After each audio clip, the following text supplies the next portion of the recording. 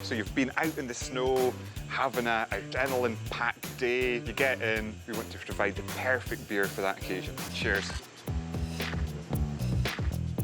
Loads of coffee. It's kind of like having a condensed, inky, viscous espresso in a tiny cacao cup. This beer is delicious. There's so much chocolate flavour in there as well. One of my favourite sweet things to have after a long day outside in the snow is a hot chocolate, or multiple hot chocolates. Just like you would when you're coming off the mountains, first thing you want to do is grab a beer in one hand and a hot chocolate in the other. Instead of drinking them separately, a hot chocolate beer. You don't need hot twice in that sentence. Yeah, it's like a beer based on a hot chocolate, but we'll serve it hot.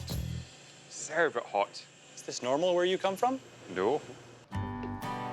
It's quite high. It is quite high. It's really high. The highest point is 110 feet. Jack, are the trees actually holding this bridge up? The platforms are connected with a belt, so nothing is screwed or bolted into the trees. It's just pressure. So there's actually nothing holding us up?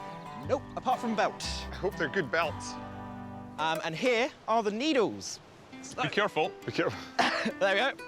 Now, the needles on the Douglas fir, they're more rounded, pointy, and give that a taste. That should be a little bit less acidic. Oh, it's good.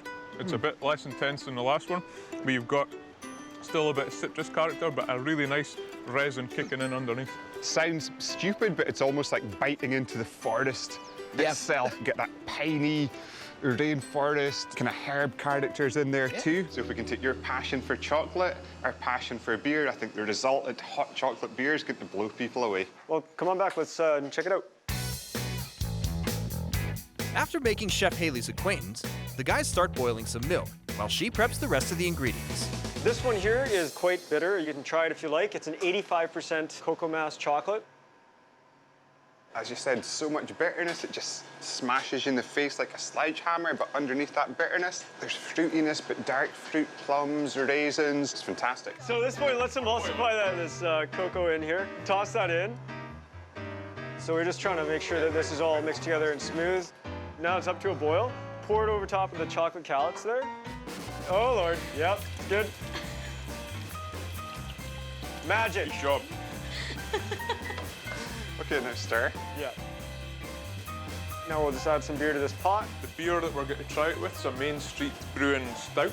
There's a lot of chocolate flavour in there, cacao, quite intense coffee as well. We're gonna put the chocolate in. Tell me how much is good. That looks good. Okay. Yeah. Success. Haley, you've got to say when to stop. Okay, well, let's stop, because you can always add more, you can never add less. That's good advice for anyone at home.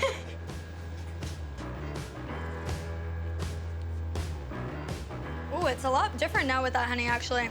That's it. Perfect. That's the one. Oh, that's good. We've got that intensity of the cacao, the decadence of the honey, and a huge hit of the beer as well. That is delicious. Definitely got a nice colour pickup for the dark malts. Initially in the nose, you're getting a huge amount of chocolate. With smoky caramel in there as well. I'm interested to see what this is like when we get the pine needles in there. Putting some alpine forest into the beer. Absolutely. James, do you want to add in the lactose? And I'll control the boil a little. We're going to have a bit of acidity, a lot of bitterness from the chocolate. Hopefully this lactose can add a bit of sweetness to balance that out. The other great thing about adding the lactose is it'll give us that real creamy body and mouthfeel. It's that kind of milk and cream that they use to make the best hot chocolates. Quality stuff. All right, let's turn this off and get these nibs and needles in there. So much of the flavours that we'd normally get from hops are contained in these. They've got a kind of light citric hit. I think we'll get some astringency from these as well, which will work to balance the sweetness out. Flame is out. Perfect. Let's get some of those Douglas fir needles in. And James, some amazing cacao. So these are South American nibs. This is going to be death by chocolate. An apocalypse. A chocolate apocalypse. A chocalypse. It's a good name for the beer.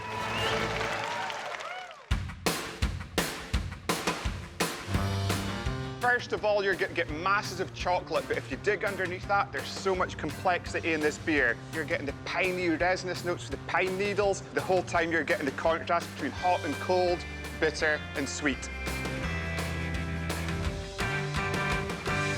A hot hot chocolate beer. What do you taste? Kind of threw me off at the beginning.